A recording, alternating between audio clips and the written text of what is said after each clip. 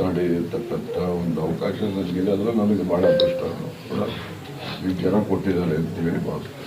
ಈಗ ದಲಿತ ಸಿಎಂ ಬಗ್ಗೆ ಈಗಾಗಲೇ ಮಾದೇವಪ್ಪರು ಬೇರೆ ಮಾತಾಡಿದ್ದಾರೆ, ಮತ್ತು ಬೇರೆ ರಾಜ್ಯದ ಉದಾಹರಣೆಗಳನ್ನು ಕೊಟ್ಟು ಹೇಳಿದ್ದಾರೆ ಮಾದೇವಪ್ಪ ಅವರು. ಈಗ ನನಗೆ ಏನಾಗ್ಬಿಟ್ಟಿದೆ, ಈ ವಿಚಾರಗಳು ಇದಾವಲ್ಲ, ವಾಸ್ತವಾಂಶ ಹೇಳ್ಬಿಟ್ರೆ ಅದು ಭಾಳ ಜನಕ್ಕೆ ಹಿಡಿಸೋದಿಲ್ಲ. ಗೊತ್ತಾಯ್ತಾ? ಯಾಕಾಗಬಾರ್ದು? ದಲಿತ ಸಿಎಂ ಯಾಕಾಗಬಾರ್ದು? ಮೈನಾರಿಟೀಸ್ ಯಾಕಾಗಬಾರ್ದು? ಅಥವಾ ಬ್ಯಾಕ್ವರ್ಡ್ ಕ್ಲಾಸಸ್ಸಲ್ಲಿ ವಾಲ್ಮೀಕಿಗಳು ಯಾಕಾಗಬಾರ್ದು ನಾನು ಹೇಳೋದು. ಬೇರೆ ಮತ್ತು ಬಲಿಜ ಸಮಾಜದಲ್ಲಿ ಯಾಕಾಗಬಾರ್ದು? ಕಾಂಗ್ರೆಸ್ ಪಕ್ಷ ನೋಡ್ರಿ, ಯಾವತ್ತೂ ಎಲ್ಲ ಸಮುದಾಯದವ್ರಿಗೂ ನ್ಯಾಯ ಕೊಡುವಂಥದ್ದು ಕಾಂಗ್ರೆಸ್. ನಾನು ಕಾಂಗ್ರೆಸ್ಸಲ್ಲಿ ಒಂದೊಂದ್ಸರಿ ಬೈತೀನಿ, ಬೇರೆ ವಿಚಾರ, ಆ ವಿಷಯಕ್ಕೆ ಸೀಮಿತ ಇದರಿಂದ ಅಸಮಾಧಾನ ಅಷ್ಟೇ. ಆದರೆ ಓವರ್ ಆಲ್ ನೋಡಿ, ದೇವರಾಜ ಅರಸು 70ರಲ್ಲಿ MLA ಇರಲಿಲ್ಲ.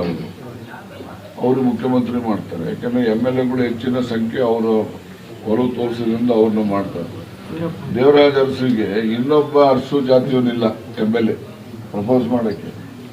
ನೀವು ಹಂಗೆ ಬಂದರೆ ನೀವು ವೀರಪ್ಪ ಮೊಯ್ಲಿಗೆ ಇನ್ನೊಬ್ಬ ಸಮುದಾಯದವನಿಲ್ಲ. ಬಂಗಾರಪ್ಪ ಮಾಡಿರ್ಬೋದು, ಧರ್ಮಸಿಂಗ್ ಆಗವಾಗ ಧರ್ಮಸಿಂಗು ಇನ್ನೊಬ್ಬ ಜಾತಿಯವನಿಲ್ಲ. ಇಂತಹ ಎಲ್ಲ ಈಗ ಒಕ್ಕಲಿಗರು ಮಾಡಿದ್ದಾರೆ, ಲಿಂಗಾಯತರು ಮಾಡಿದ್ದಾರೆ, ಕಾಂಗ್ರೆಸ್ ಪಾರ್ಟಿಗೆ ಎಲ್ರಿಗೂ ಅವಕಾಶ ಕೊಟ್ಟಿದ್ದಾರೆ. ಹುಟ್ಟಿದ್ದವರು ಯಾರಿಗೆ? ದಲಿತರಿಗೆ, ಮೈನಾರಿಟೀಸ್ಗೆ, ಮತ್ತು ಜಾತಿ ಆಧಾರದ ಮೇಲೆ ಬಂದರೆ ಬಲಿಜಿಗರಿಗಿರ್ಬೋದು. ಹೆಚ್ಚು ಜನ ಇರುವಂಥ ಸಮುದಾಯಗಳು ಅವರು. ಮತ್ತು ವಾಲ್ಮೀಕಿ ಗುರುಭ್ರಷ್ಟಿದ್ದಾರೆ, ವಾಲ್ಮೀಕಿಗಳು ಅಷ್ಟೇ ಇದ್ದಾರೆ.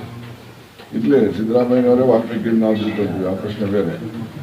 ಆದರೆ ಎಲ್ಲ ಸಮುದಾಯಕ್ಕೂ ಕೂಡ ಅವಕಾಶ ಕೊಟ್ಟಾಗ ಆ ಸಮುದಾಯಗಳು ಕಾಂಗ್ರೆಸ್ ಬಗ್ಗೆ ಒಲವು ಮತ್ತು ಪ್ರೀತಿ ಬರ್ತದೆ. ಇಲ್ಲಪ್ಪ ನಮ್ಮನ್ನು ಗುರುತಿಸ್ತಾರೆ, ನಮಗೂ ಒಂದು ಅವಕಾಶ ಕೊಡ್ತಾರೆ. ಇವರು ತಿರ್ಗಾ ಈ BJP JDS ಮಾಡ್ದಂಗೆ, BJP ಬಂದರೆ ಲಿಂಗಾಯತರು, JDS ಬಂದರೆ ಒಕ್ಕಲಿಗರು ಮುಖ್ಯಮಂತ್ರಿ ಅಂದರೆ ಜನಗಳಲ್ಲಿ ಬೇರೆ ಸಮುದಾಯದಲ್ಲಿ ನ್ಯಾಯ ಏನು ಕೊಟ್ಟಂಗೆ ಆಗ್ತದೆ. ಆಯಿತು, ನಡೀರಪ್ಪ, ಒಟ್ಟಾಗ್ತದೆ.